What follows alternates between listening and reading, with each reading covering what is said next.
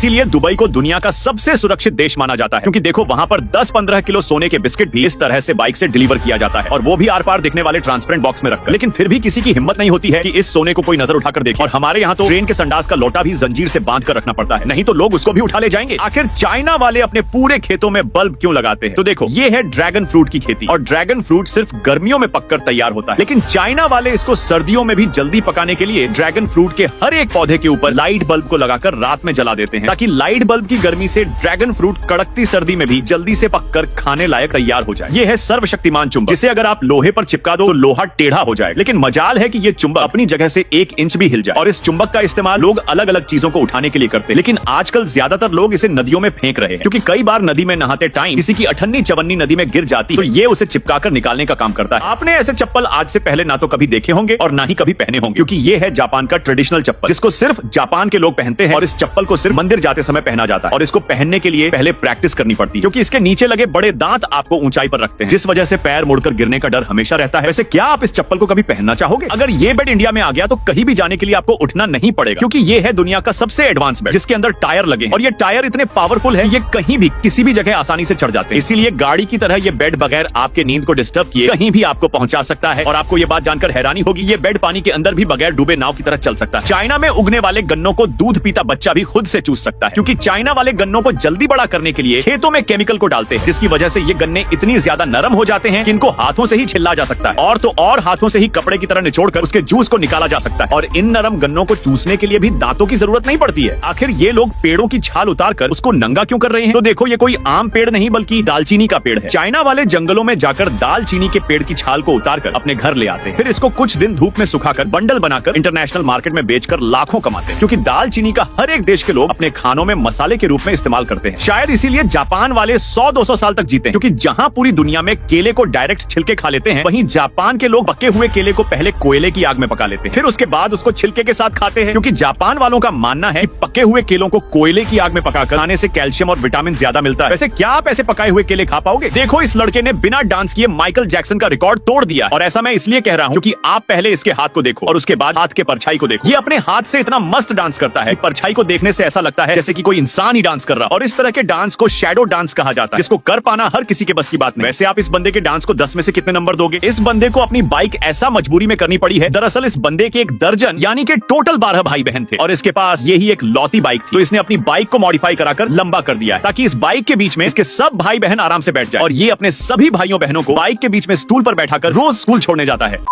कभी भी इस गजब व्हाट्सएप चैनल को इग्नोर मत करना, क्योंकि इसको फॉलो कर आप करोड़पति बन सकते हैं, और साथ ही दुनिया की हर अद्भुत जानकारी और हर महीने गजब चीजें जीत सकते हैं।